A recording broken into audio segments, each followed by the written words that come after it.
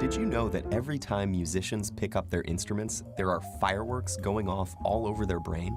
On the outside, they may look calm and focused, reading the music and making the precise and practiced movements required.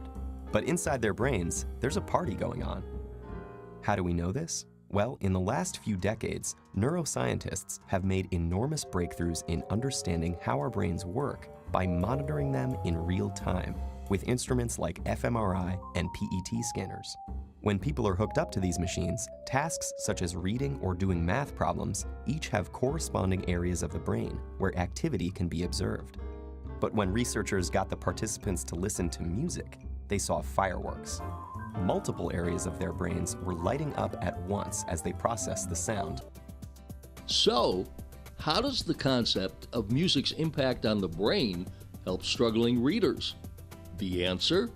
Melodic learning.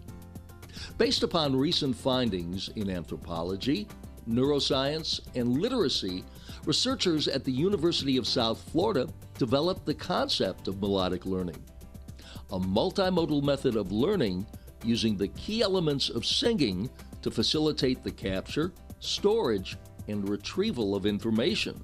Founded by Dr. Susan Homan and researchers at USF, melodic learning had an astounding effect on students who struggled with reading. That they had increased over 1 full year instructionally. That means word recognition and comprehension. Singing makes it easier to remember important things, like new vocabulary words.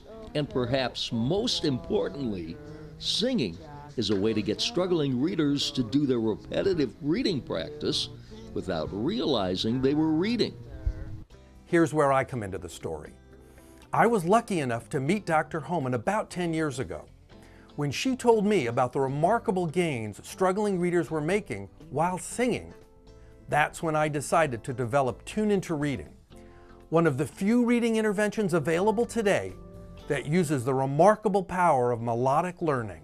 It's outside the box, outside the norm of what the normal thinking is on how to get kids to read. When I first came here, I was on a 2nd grade level, and now I'm on a 5th grade level. For more information, click on the links below or sign up for one of our melodic learning webinars.